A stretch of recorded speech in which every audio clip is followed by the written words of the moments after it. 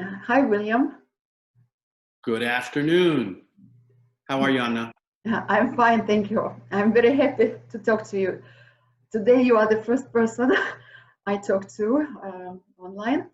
William, the topic of my interview with you today is happiness and success. But before I start asking you a number of questions, may I ask you to introduce yourself and to tell us a couple of words about yourself? Happily. Entrepreneur. My background is in economics, and I'm involved in several businesses where I'm not actively, so operationally involved. I help from the back, and by helping from the back, I mean specifically that I love to meet people and give presentations in front of large groups, and I meet a lot of people. And I can take those lot of people and turn them into capital. So I just happen to know a lot of people having done this for many years. And then I can turn to those people to help the businesses move forward. So I'm not smart enough to write 5 lines of code, but specifically I'm mentoring and involved in a small fintech startup as one of the companies. And what I can offer them is not optimum coding, but I can take them to the decision makers of companies in the economy that can make decisions to use or not use their product. And I found a space where I feel comfortable. I love to do it, love to help people, and I feel like I'm in my element. Thank you. Thank you. How is the topic of happiness and success related to your life these days? I'm challenged, like everyone, I'm assuming in a lockdown that the rules changed. I'm not able to do what I used to do. So I need to redefine the rules for myself. For me, knowing myself, the one element that I need to consistently experience in my life to find justified happiness is progress. Mm-hmm. So if I feel like I have something that I'm not just, occasionally I want to help and achieve that goal, but it's something that I'm really committed to. And I can at night, when I put my head down on the pillow, I know that I took concrete steps to get me closer to whatever that goal is. Then for me, the byproduct is happiness. Mm-hmm. I'm not very good at just telling myself, oh, you have every reason in the world to be happy. That may be true, but just telling myself doesn't give me the same level of satisfaction as doing something every day. Mm-hmm. And if you could choose one out of these two, success or happiness, which would you choose? I would choose success because for me, success causes happiness to show up. Mm-hmm. Not on a scale where I measure it every day, but my success is a result of doing certain things on a regular basis. Mm-hmm. There's a John Maxwell in the US who says you don't worry about harvesting, you only worry about sowing the seeds. Mm-hmm. So every day when you go out and sow the seeds. That's your job, sow the seeds. Once you have done that consistently for long enough, then you get to start harvesting the fruit or the product. But I don't want to wait that long to feel happiness. So I know that for me, the happiness will come if I do the right things, and success for me comes from being a good sower on a daily basis. Thank you. What do you think about the following quote? Success is not the key to happiness. Happiness is the key to success. If you love what you are doing, you will be successful. Albert Schweitzer. I would say that I agree with that for the most part. Mm-hmm. I can imagine that there are people who have this equation turned around. Mm-hmm.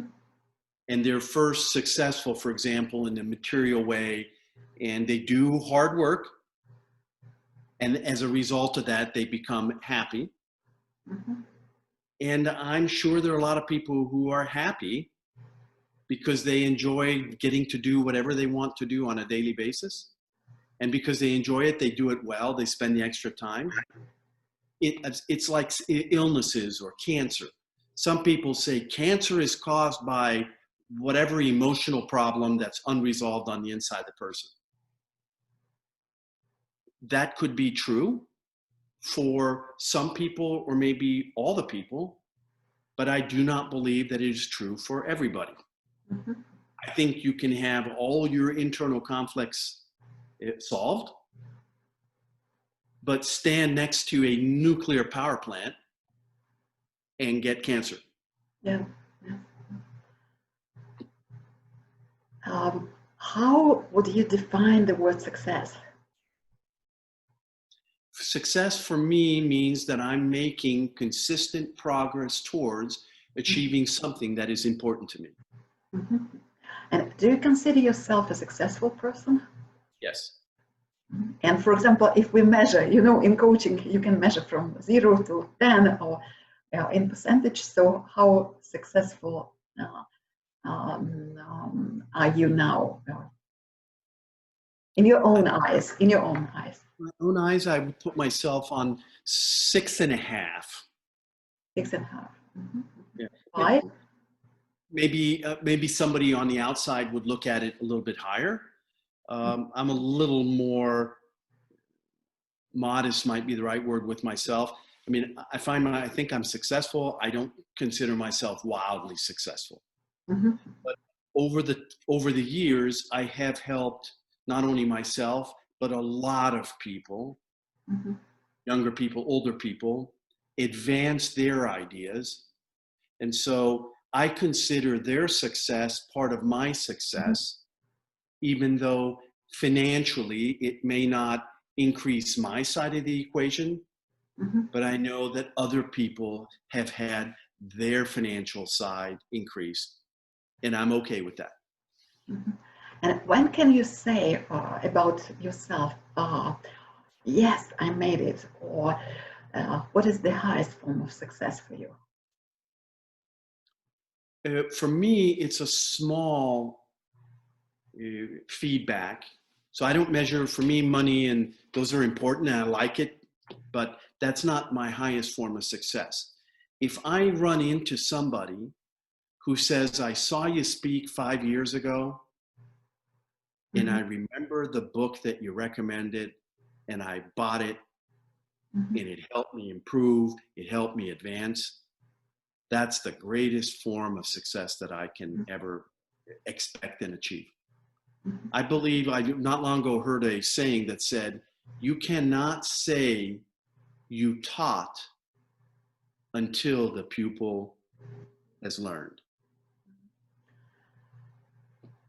You have mentioned the lives you might have influenced or some kind of impact on other people. Could you mention some important people whom you have influenced? I've worked with, over the years, several young people, by young, 17, 18. Mm-hmm. And I have one student today who will be starting his program in physics, PhD, full-ride scholarship. He was offered from Stanford and from MIT. Wow, that's fantastic. Full ride. Yes, I know, because I myself, I got Fulbright years ago. This is terrific. Yeah. So 5 years, full ride, no, not Fulbright, full ride. So all costs. Okay. Probably $500,000 worth of education that he got for free. And the reason he was able to qualify for that is he would go off while he was studying physics in Hungary, and he would go off to international conferences and give presentations in English often. And as he did that, he improved so much that when he got to the point where they wanted reference material for him. He had not one, not two, not five, but hundreds of presentations and material that he had to start early enough, because once he was being considered for a PhD, if he would have started then, it would have been too late. Mm-hmm. Or students that were students of mine, and because I was able to help them improve their self-confidence, they took the step, they started that idea, that company, and now they've got a startup that exists in more than just PowerPoint. They've got real customers, those customers are paying, they have something to talk about, their life, their future's changed. That's the greatest success that I can experience. Yeah, fantastic, fantastic. And could you bring up some other great successes for you? I've worked with people who were adults.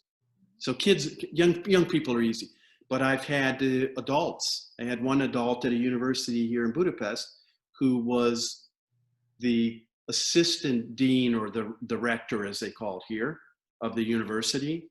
And he decided that he would run for the position of rector. Mm-hmm. And there were 3 people who wanted that job: his boss, the current rector, him as the vice or the assistant rector, and a third person. And he knew that if there's only one option that's acceptable to him. Either he wins, or if his current boss wins, then the atmosphere will be so uncomfortable that he'll have to leave. So failure is not an option. And so we sat down and we talked about it and said, look, these are the things you can count on. You have a boss who's been the rector. He will feel comfortable, and because of his position, he will not work as hard because he's going to assume that I'm the rector. Mm-hmm. Number 1. Number 2, that person will not invest the time to come up with a clear story on how to go from where we're at to where you want to be. So we're going to concentrate on these 2 areas, and we're going to come up with a good story. And he did. We came up with a great story, and he won. And he got a 5-year. And it's a clear case of somebody who wanted it, was willing to accept the help. And it wasn't something dramatic. He didn't come up with a patent or a new molecule. He just did the right amount of work with the right concepts, and he won. And he's very happy. Yes, I can imagine. William, what do you consider to be your greatest failure in life, if you have had any failures? I've had failures. I've had bad business decisions. I've had a marriage that ended in divorce. I've had businesses that have gone bankrupt. But the biggest failure I had was the one that caused me to reach the deepest and change the most. And that was when I had to give a speech in front of 800 students in high school, and I failed. I was frozen. I was frightened. I couldn't speak. I couldn't move. And I was silent for so long that students, a good portion of the students, stood up and left the auditorium and didn't even wait for me to speak. And that was so embarrassing that I didn't go to school the next day because I couldn't look at my classmates. And I knew that that was something I had to do something with. I'm not talking about a spiritual way or anything. I just knew that this was a failure, and the only way, and this is where a US background, all the good examples in the United States help. I knew the only way that I will be able to convince myself that I am capable of doing this is if I do it. And I looked for help. I accepted the help, and I started down on a path that I'm still on today. And it's all those things that I've learned going down that path. I've been able to share with other people. It adds to my confidence. It adds to my credibility. And it's one of the reasons why I am who I am today. I have a friend of mine in the United States. His name is John Foppe. He's a motivational speaker. He was born with no arms, 0. And I asked John, I said, if John, I could give you a pill that if you swallowed would magically cause both of your arms to grow out overnight, would you take that pill? Here's a guy who cannot hug his daughter. And without hesitation, he said, no, absolutely not. This is who I am. Yeah, you are talking now about it, and I'm thinking about Nick Vujicic. Right. Nick Vujicic, so maybe he would have also refused.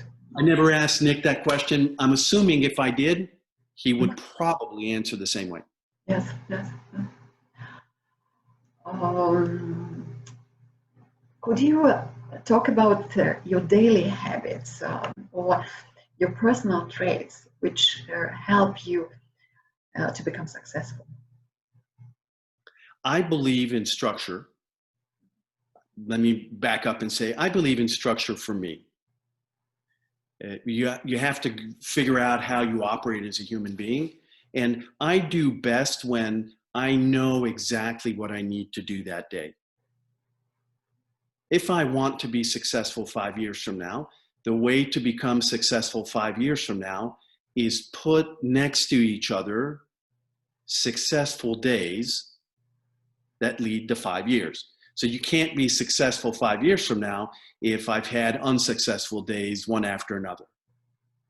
And I believe that how we physically feel can influence how we want to learn. Emotions, what Tony Robbins talks about, emotions, how important they are. The easiest way for me to affect my emotions is I start my day with exercise every day.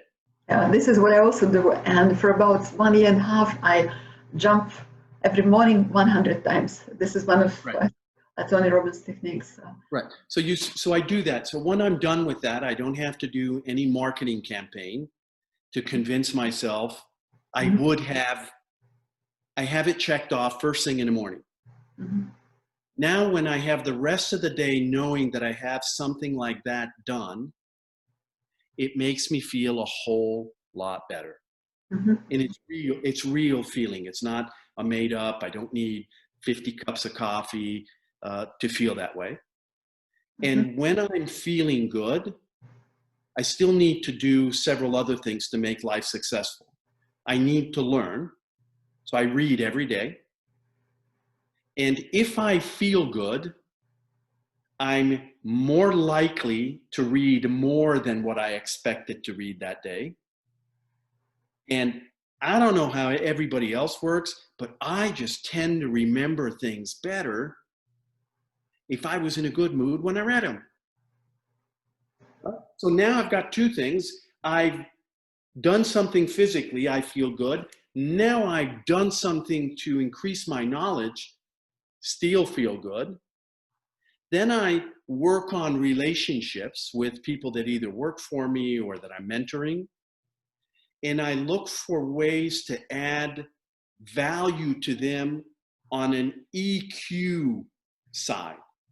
So how can I encourage them? How can I motivate them? How can I show integrity? How can I show credibility?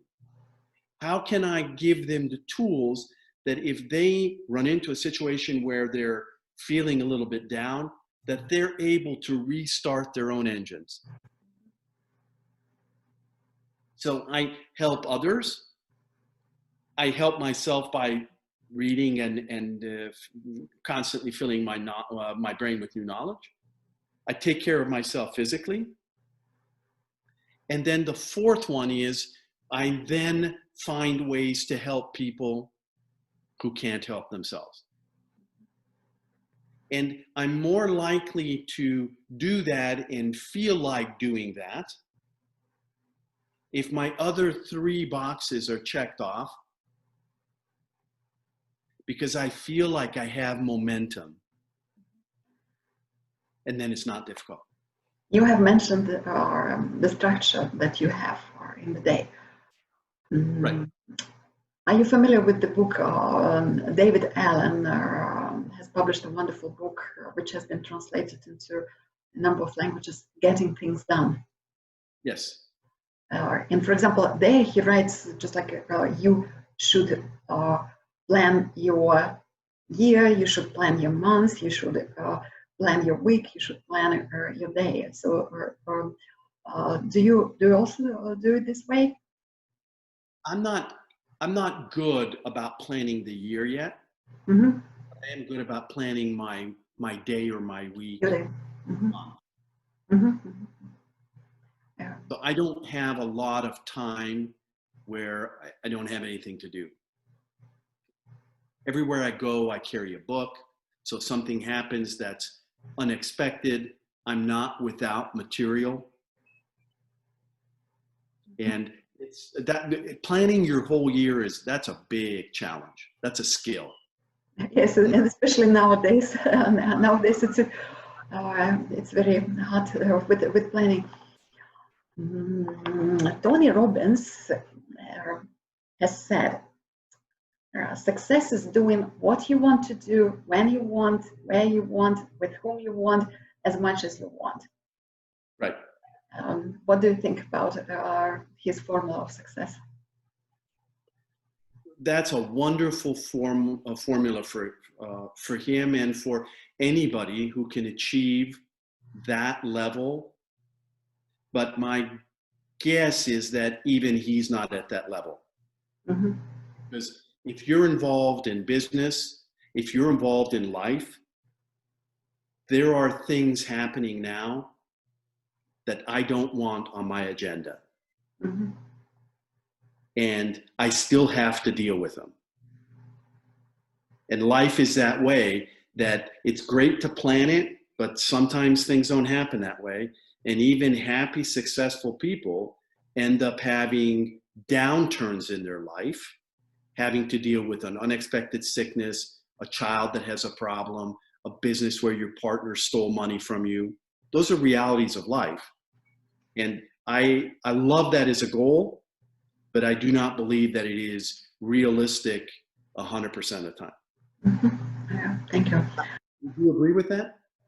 Yes. I mean, I know that even nowadays, like a lot of his events have been canceled for many months. It's nice to put a smile on that and say, oh, we're going forward. But it's also okay to be honest and say, that's not what we wanted. And then move on. Yes, you have mentioned Tony Robbins, and I'm a fan of Tony Robbins. Last year, I went to one of his seminars in London, Unleash the Power Within. Who else has influenced your life? Who else has contributed to your success? Several people. One is Zig Ziglar. Mm-hmm. I used to live in the wonderful city of Dallas, Texas. And he and I, when I say he and I mean there were other people, but we attended the same big Baptist church. And he had a lot of influence in that part of the world.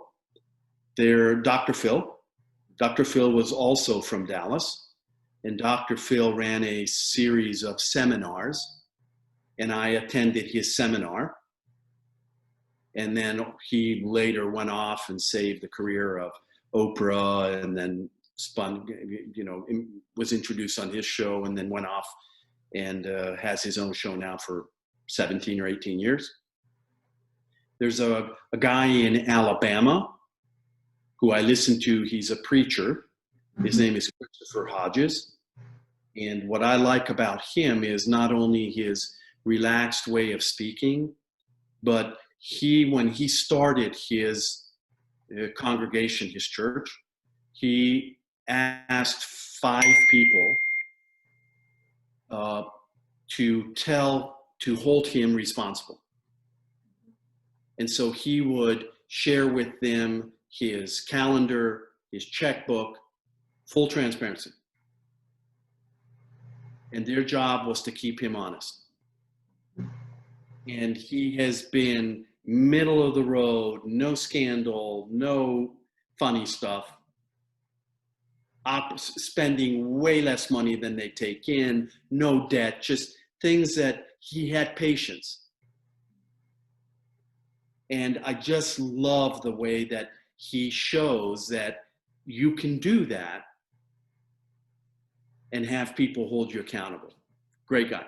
There's a guy I've never met, never, with the exception of once, heard anything that him give a speech. There's a guy whose newsletter I get every Thursday. His name is James Clear. Mm-hmm. Yes, I know. I mean, I haven't met him, but I have read his books. So. Right. Mm-hmm. Wonderful. Very short newsletter, very easy to understand and digest information. And I look forward. That's how I can tell that somebody's having an influence on me. I look forward to receiving his short email every Thursday. Those are the 4 people that have had the greatest amount of impact. And I take it back, one last person who unfortunately is no longer with us today.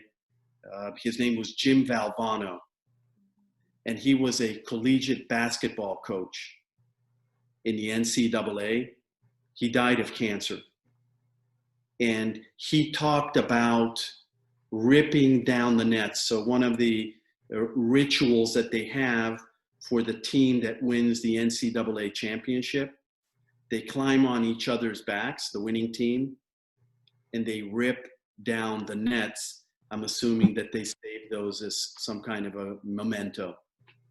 And the way he spoke and the way he brought to life those championship games and described it and was honest. He says, I don't have a lot of time left to live. And he talked about his philosophy on life.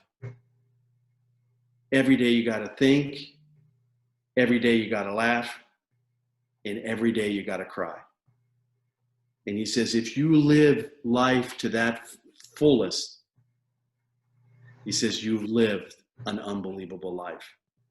And I only saw that guy speak once in Florida. Now, never, ever forget it. And that's what changes my life, or when I have these encounters with a person and they make such a tremendous impact in one meeting. Have you ever wanted to be famous? Yes. I'm okay with not being a celebrity. Mm-hmm. I don't want to be famous for the sake of being famous. Maybe the better word is not famous, but it's to be known. Mm-hmm. I would be happy to be known for making some kind of lasting positive contribution in the lives of other people. Mm-hmm. And the one moment in life that will decide that for you, whether or not you had that kind of an impact on people, is probably how many people are at your funeral. You know, if you've impacted a lot of lives, it'll be a long line. And if you talk about this, how would you like to be remembered? Or what would you like to be remembered for? One word, and that word is encouragement. Mm-hmm. That when I needed it the most, when I didn't believe in myself, when I felt the circumstances were too negative, when I felt the wind was blowing in my face, I could turn to him and be encouraged. My goal is not to be everybody's friend. If I'm holding a class, I'll tell the people, look, you're not here for me. I don't care if you like me. I'm going to give you honest feedback. I'm going to be what you need to be able to succeed. And I try to do that is not sugarcoat everything in only the areas that I'm comfortable with. I don't want to tell you what to do on the perfect lifestyle. I don't know. But in the areas where I have expertise, I will tell you what you can do to improve. I'm reminded by, I could have added him as a source of inspiration. There's a guy in California who started a mega church, and he wrote the most popular book written ever after the Bible, called The Purpose-Driven Life. And when he was a child, his name is Rick Warren, and when he was a child, he would sit in church listening to a boring sermon, and he would make notes in his Bible, and he would write 3 letters: G, B, H. And his Bible was full of GBH. And he made a commitment that he says, if I ever preach, I will preach in a way to answer these 3 letters, G, B, H. And what those letters stood for was great, but how? It's so easy to tell people you should forgive your neighbor, you should exercise more. And then we feel like, I just told Anna what she needs to do. But I never broke it down for her how she can actually make that a part of her life. And I heard that and I thought, my goodness, that is a teacher, because I have a lot of people like that around me. I'm assuming you do too. Oh, they'll tell you exactly what you need to do,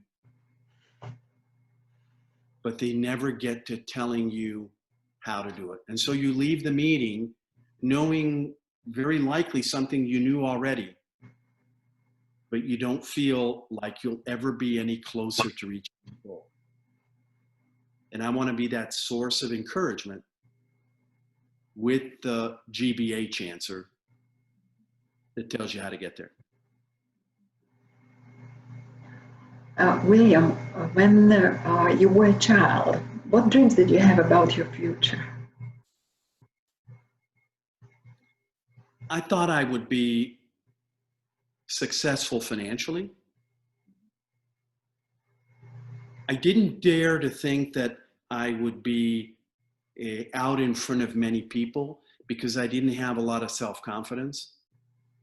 And whereas on the inside, I felt like I wanted to do that, but just didn't have it.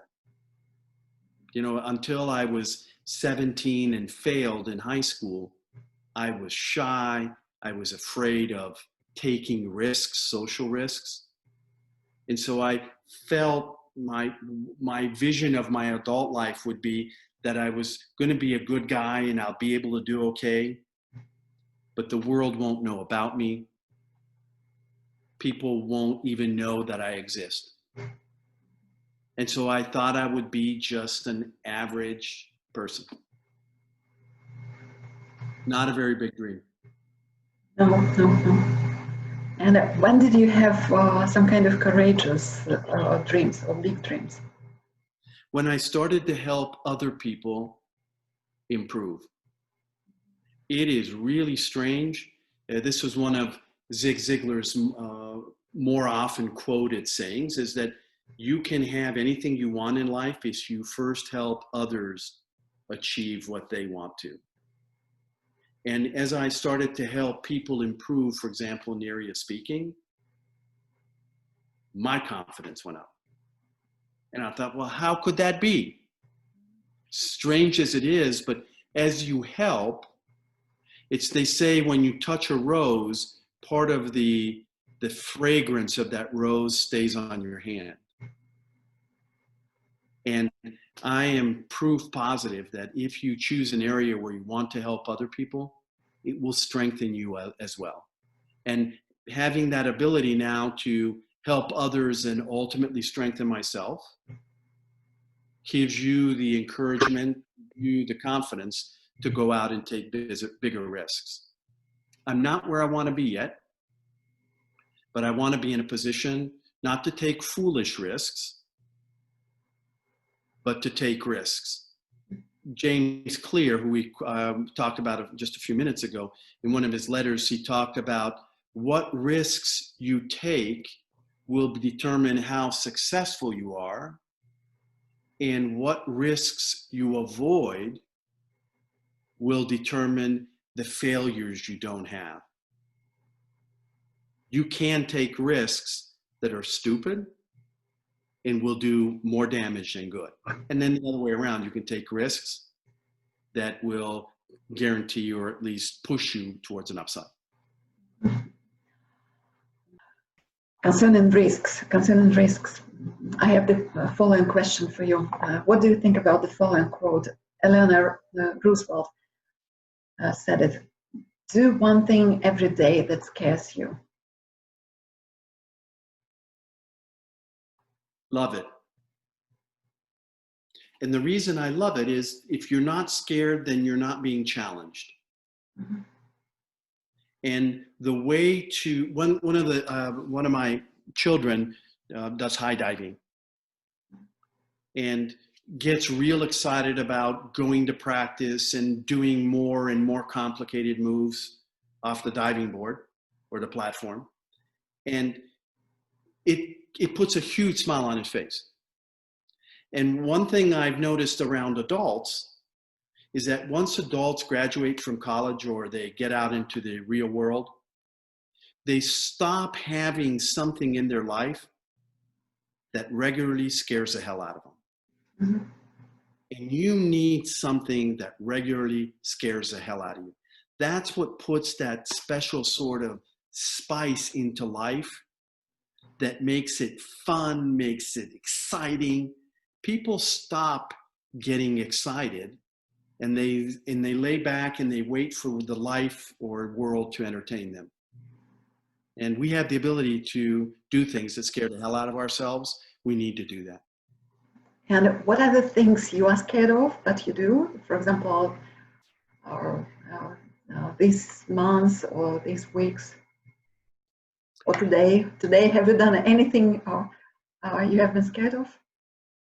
I haven't done anything today.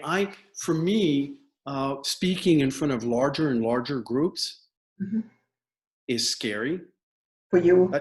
Not scary to the point where I'm shaking, but I feel that there's something at stake. So if I were to speak in front of 20 people, mm-hmm. okay, you make a bad impression, 20 people have a negative opinion of you. It hurts, but it's not the end of the world. But you wouldn't want to repeat that in front of 5,000 people mm-hmm. or 20,000 people. What I do today, I do a lot of online recording, and I'm more concerned with the quality of that, because once it's posted or sent out, it's there. There's no bringing it back. There's no, oh, let me hit the reset button. And so I take those challenges seriously. So it may not be Eleanor Roosevelt's, scare the hell out of yourself, but it's something that forces me to take it seriously, prepare, because there is a downside to putting things out that are not very good. And could you share with our listeners some of your goals? Yes. One goal that I'm working on with a couple of my students from 6 years ago is I'd like to create an organization that would act as a dream center for young kids, first here in Budapest, and then maybe in this region, where teenage kids can come and get inspired, have good, clean role models that they can follow. So having rock stars and celebrities as role models, it's not the same thing. And to feel like they have access to some of these people, that it's not just somebody on a pedestal that, oh, I could never talk to them. When I did the seminar with Dr. Phil, little did I had no idea, nobody had any idea. He didn't know that he would have a career that would span 20 years and get him to where he's at. But we could sense that he was a very, very powerful person, and we had direct access to him. He was teaching a class. So that gave you a sense of being close to the source. And I would like kids going forward, they're going to need this confidence more than any group of 17 or 18-year-old kids in history. Because life is moving faster. Mm-hmm. There are a lot more options. And you could lose valuable time if you spend 2 years wasting. I'd rather create an environment where these kids could come into and be inspired and touched and help them develop those goals that they can start to work on. So when they leave their teens and go into their 20s, they have momentum. It is criminal for a 21-year-old or 22-year-old person to, when they're asked, what would you like to achieve, for them to answer, I don't know. 20, it's just, that is such a waste. And I want to do whatever I can with as many people that I've had an opportunity to work with to set that, not that, to create the environment where people can get that which I got in greater light or year spans. So, I was 27 when I met Dr. Phil. Don't wait till 27 to meet somebody who can give you, maybe meet a half a Dr. Phil at 22. Just figure out what it is and get involved in your own life. I read a saying the other day, most people don't want to participate in their own rescue. And I thought that is a sad statement about how we want the government and everybody else. I want you, Anna, to solve my problems. I'll be sleeping on the couch. Please let me know when you're done. Yes, I know that sometimes some people come to my coaching and they want me to do what they are supposed to do. Right. And it's frustrating because you and I know that that's not the way it works. Yes. But just telling somebody, oh no, you need to do it for yourself, that's a rational statement. Most people who are already of that mindset will not be convinced with a rational statement. Yes, absolutely. And so let us turn to happiness. Okay. Do you consider yourself a happy person? Yes. What about the scale from 0 to 10? Where are you? 8. So 8, a little bit higher right. than the scale of success. Mm-hmm. Mm-hmm. Why 8? I'm a very grateful person. Mm-hmm. So even though I've had, like anybody, challenges in my life, I've also had a lot of things go well. I know a lot of people that are helpful, that are forward-looking, that want to make the world better. I've had business success. I've been able to help people and feel like I've made an impact in their life. I don't have any fear that if I were to leave tomorrow, maybe not millions, but several people would miss my presence. So I have every reason to be happy for it. A friend of mine recommended just 3 days ago that I download a gratitude app. Because he did, and he says he's now setting himself up on, he's creating that habit that every day he needs to do 3 short posts into his app on what he's happy for. And I've heard Tony talk about this, Tony Robbins, getting up first thing in the morning to go through and when you start to write things down and you read them, it's entirely different than when that information is only in your brain. I don't understand it, but when you're having a bad day and you have to verbally remind yourself, yeah, but I had success here, it seems like it doesn't have the impact that when you write it down, you say, my goodness, well, gee, my life's not all that bad. I agree with you. A few years ago, I was studying psychology It was one very interesting Russian program, and we had a task. Our homework was for 6 months to write down the diary or the journal of gratitude. And our task was to do it each day, at the end of the day, for at least 20 minutes. Okay. And when I first started doing it, it was very strange for me, really very strange. I had heard about this years ago from an American friend of mine, a psychologist, but I had never done it this way. And when I started writing this for 20 minutes, at first it was just very strange. So what should I write about? And a couple of days later, you just start writing, and you can write 3 pages about fantastic things, really. And suddenly I wrote a number of things there. For example, why I was grateful to my parents. And my mom, for example, was not alive at that moment. And I just remembered certain things from my childhood or when I was at university and so on, which somehow had influenced my day that day. And immediately, in a couple of weeks' time, I remember that my state of happiness got much higher, this line of happiness. And I talked to my peers at university where I was studying psychology that year, and everyone felt much happier. And sometimes it's a really small thing. Mm-hmm. Yes. I'm reminded that the neighbor's dog came over and wagged his or her tail. Mm-hmm. I'm thankful for that. Yes. Right? Animals with their smile and their little, kittens. I can't understand. I understand people are not cat lovers, but a little kitten or a little dog, when they look at you, most people melt. Absolutely.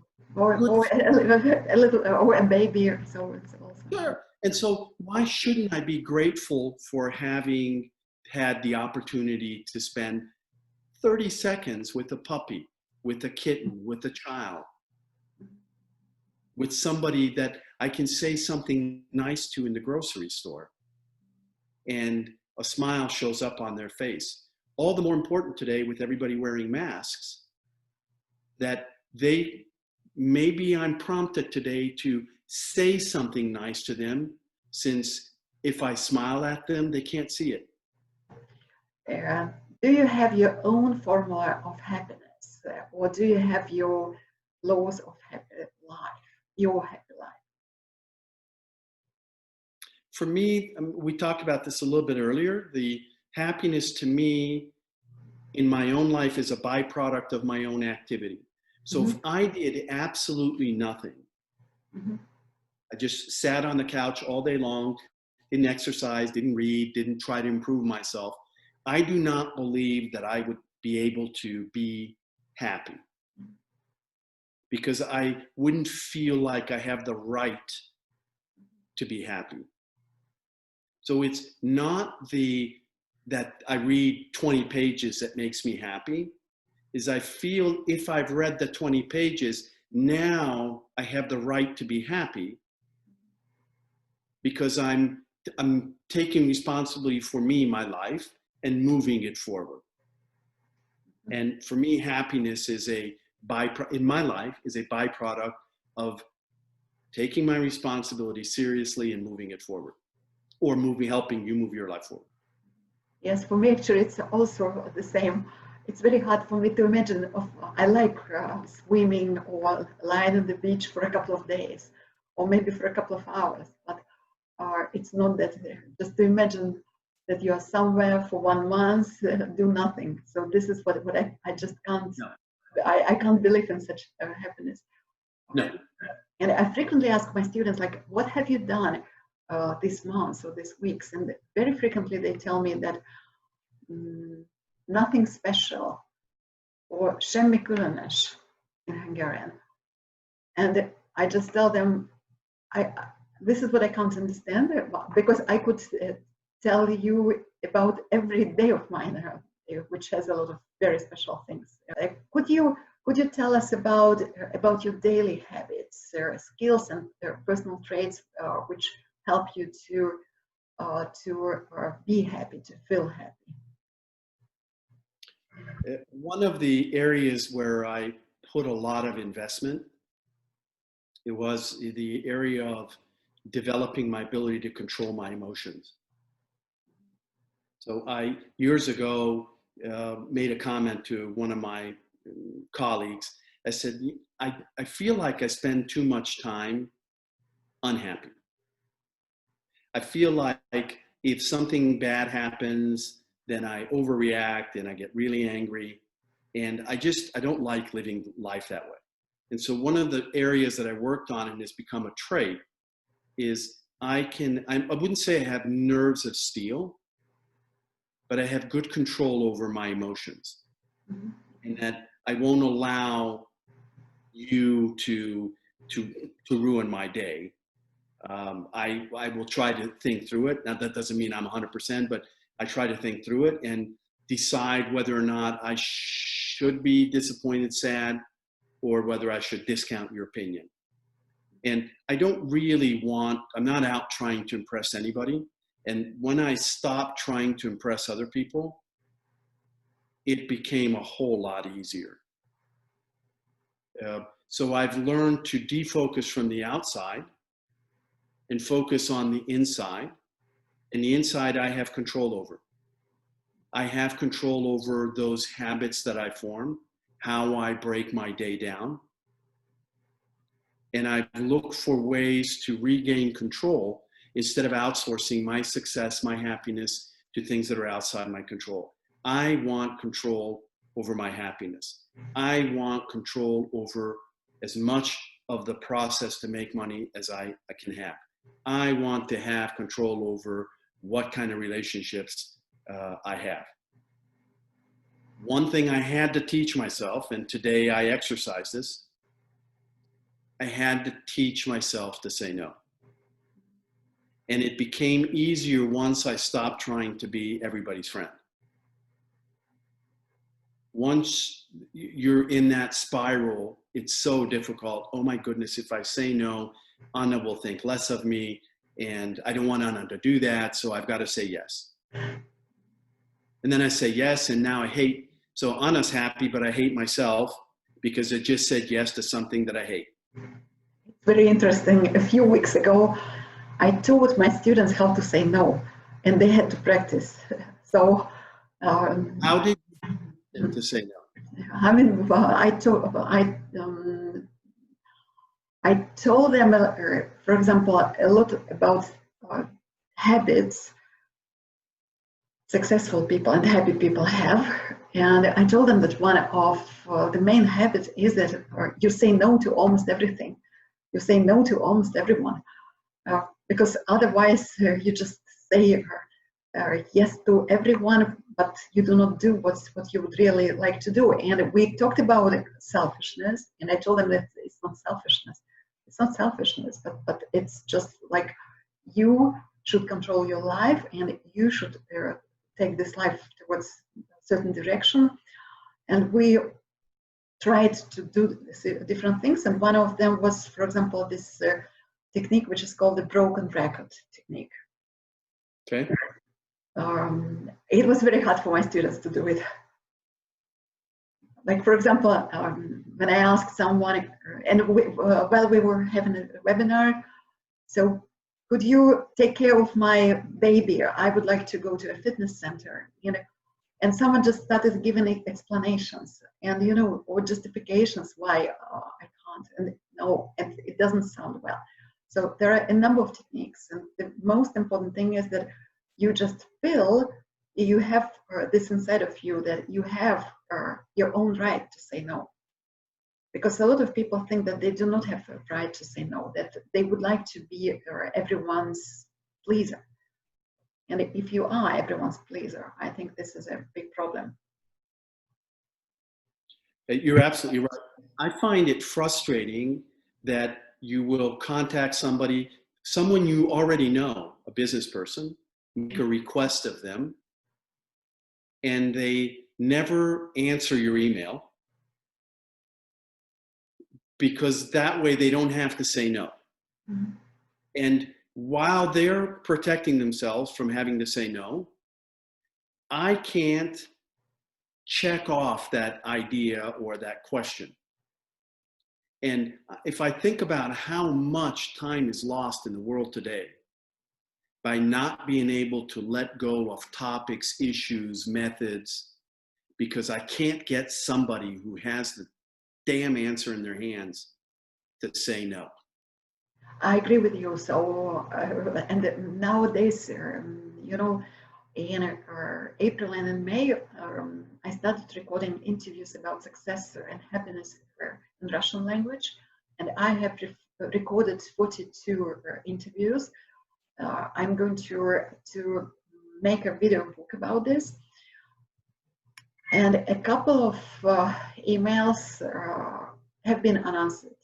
So I just send a very nice email with my proposal. Would you like to give me an interview, and so on, and no answer. And at first it was very strange for me. I think just like it takes one minute to write no, and it's not fair not to do it, in my opinion. So I agree. I do draw a line, and if somebody sends me an ad on a LinkedIn, you know, they write to me and I want to talk to you about whatever. If I've never had any contact with that person, then I may not respond. mm-hmm. Because one of the things that a lot of people try to do is they try to engage you in a conversation. And we're raised that we don't like to just leave. I don't like to leave people hanging. Mm-hmm. Yeah, the same with me. Yeah, and I don't like to be hanged. No, you write me an email, you're getting it. And if I can't answer you, I'm so bad that I'll even write you a note and say, Anna, I'll get to your email tomorrow. Mm-hmm. And I'll send you that email today. Mm-hmm. So you don't think that I haven't seen it or I'm being disrespectful. William, let us talk about a little bit different topic. What do you consider to be the happiest moments or periods in your life?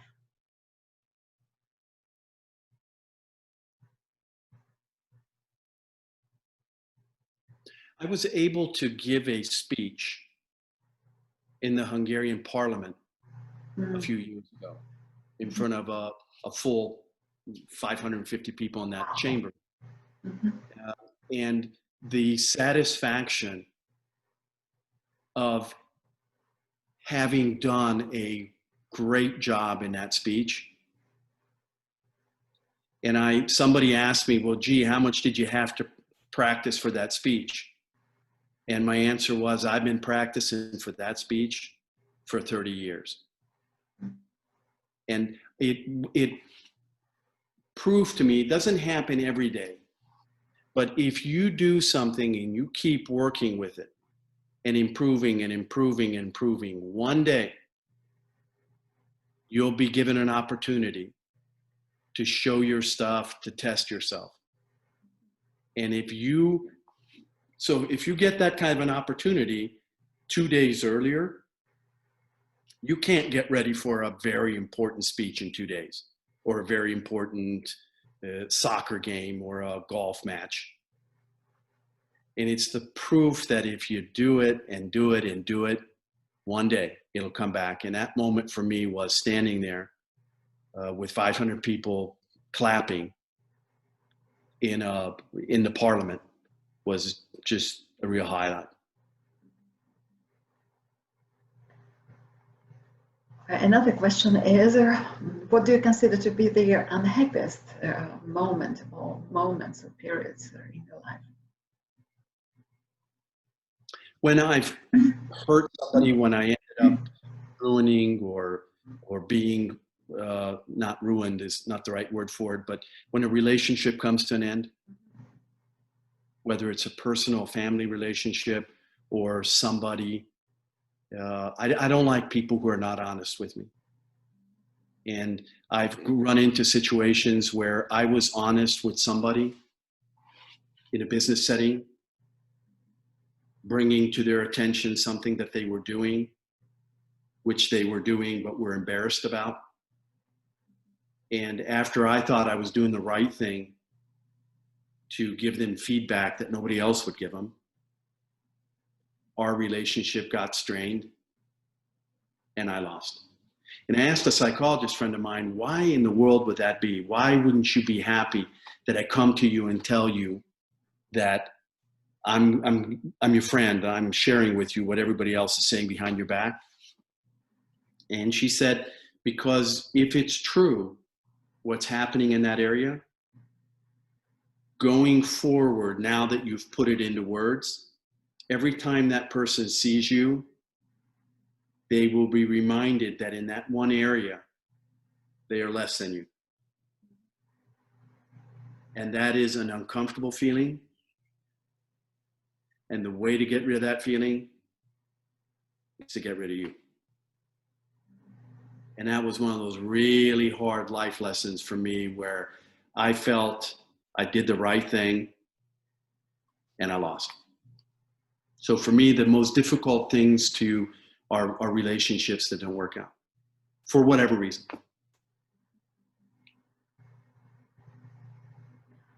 Another question is, you mentioned a few minutes ago that normally you're about 8. 8 on the scale of 10, right? Yeah, yes. And what about recent situation with the pandemic? Do you feel happy even now during the pandemic? Not as much. And the reason not as much is for my regular 8, I interact with a lot of people in person. I like being around people. I like talking. I like slapping them on the back, shaking their hand, looking in their eyes, encouraging them. This online stuff is okay, but it's not the real thing. And so being around people where I can see and get immediate feedback on, was I successful in encouraging them? Did I touch their lives? I miss that. That's part of what helps me support my level 8 happiness. So pandemic 6, no pandemic 8. William, if God gave you one wish, what would you ask for?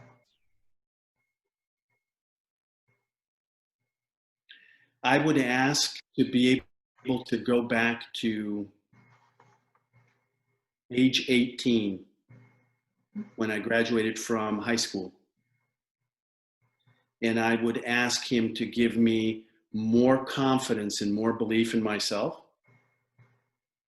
so I could start to take bigger risks at an earlier age. I didn't have the support structure. I wasn't raised that way.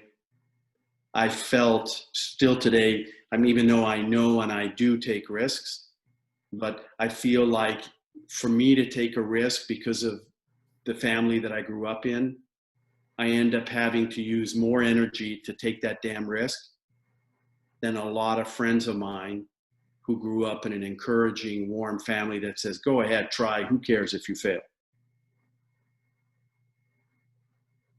And I would seek out somebody, a seminar, a person like Dr. Phil, Tony Robbins, Brian Tracy.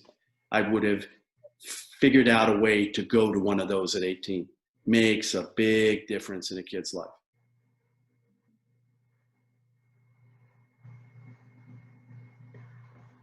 And now we are almost near the end of the interview. You have said that you consider yourself a successful person. Could you share could you give recommendations, or could you give some tips for some other people? What should they do in order to become successful? I would start to meet as many people as possible. So one thing I realized today is that you need to be surrounded by people who lead that kind of a life that you feel like you want to. So if you want to be a good research physicist, damn it, get around people who are research physicists. Get around people who are in process, find somebody to mentor you, ask them questions, ask them what their most important lesson was in life, what book do they recommend. Seek out people like that. Because you're going to learn from them, and they're going to, if they're nice, and most of them are nice, they're going to share their shortcuts. Number one. Number two is begin to take small risks. Try things that are not comfortable. Try, my son is interested in going to a US university, and what kind of social media posts and what kind of videos you have today make a difference. Were they, and it's not, you know, celebrities painting their hair pink, but were you able to put together content that a lot of people liked? You have a lot of followers, so they look at it, because whereas we always think of the negative, there are a lot of positive things that happen on social media also. Get comfortable with where you're deficient in that area. Ask questions, find a mentor, and start experimenting with it. One of the things that Dr. Phil does, many of these large motivational gurus, is that they have a powerful social media presence. You're going to need to be known by a lot of people. If you think you want to be an entrepreneur with a good idea, you're going to need to make yourself interesting and exciting for people who have money. That means you're going to have some kind of a social presence. So get really comfortable with the social presence. Get around people who are doing what you feel like you want to do. Number three, do whatever it takes, whether it's a coach, whether it's a fitness trainer, make physical activity part of your everyday life. Don't wait until you're 40. Don't wait until the kids graduate from college. I asked a doctor friend of mine, what's the one thing he would recommend to avoid cancer? One thing. Diet, paleo, it doesn't matter. Just give me the one thing. And he said, move. Physical activity is, that's all you're going to do is one thing, move. And those of us who are not 16 anymore realize that, you know, almost from 16 to where we are today, it happened overnight. Yeah. It will happen to you. It will happen to everybody. And what kind of health escorts you down this path will have a massive impact on your ability to take risks. If you take risk, it will come with frustration. And your physical health will help you deal with that frustration. If you're fit and have power and your lungs are filled to capacity, then your ability to handle that stress is much better than if you're out of shape. Those would be my recommendations. Tony Robbins, that if you want to be rich, the one thing you need to make or become friends with is frustration. Because it doesn't matter what kind of company you start, your customers won't pay you the way you expected them to. The money won't flow in as fast as you wanted it to. Something will happen, COVID-19, just when you're about to hit your first 1,000th subscriber. And you need to be able to deal with the frustration. That means not avoiding a runaway. That means not predicting the end of the world because your followers fell from 1,000 to 800. Is, okay, plan B. We're going after, we're not giving up, we'll get through this. And clearly being surrounded by the right mentality, mindset people goes a long way in helping you find a way to handle the frustration. Thank you. You also consider yourself a happy person. Would you give your recommendations to people who are going to watch this interview? What should they do in order to be happy? First thing you need to do to be happy is to figure out what makes you happy. Most people don't know.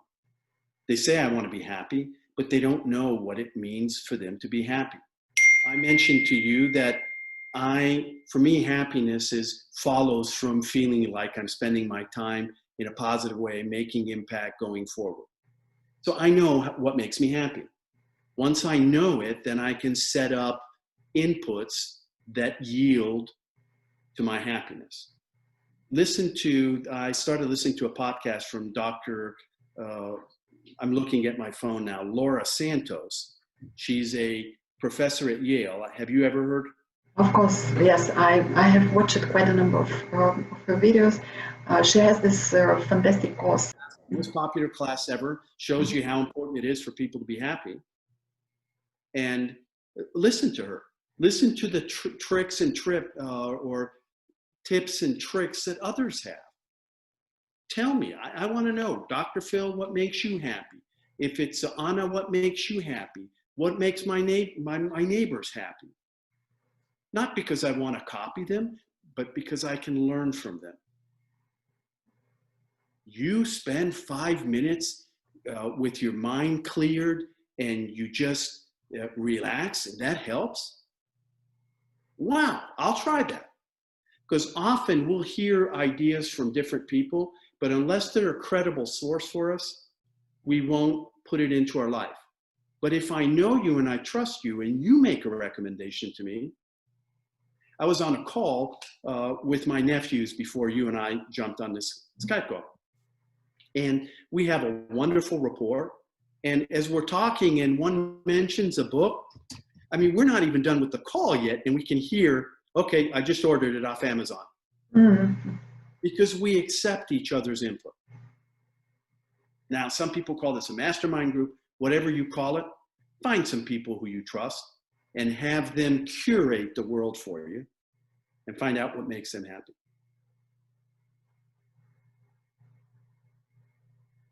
Fantastic. Thank you very much. William, is there anything else you would like to talk about within the frame for this topic, success and happiness? Or have I asked you everything? Wonderful. Thank you very much. In my life, there's such overlap between the two that I couldn't be successful and not be happy. And I couldn't just be happy without having some substance success under it. But success doesn't come by accident. Success is predictable. You may not be able to predict the size of the payoff, but that there will be a payoff from your input, no question about it. So as John Maxwell said, worry about sowing, harvesting will take care of itself. William, thank you so much for this interview. Thank you. Thank you for your time. Have a wonderful day. I look forward to seeing you again soon.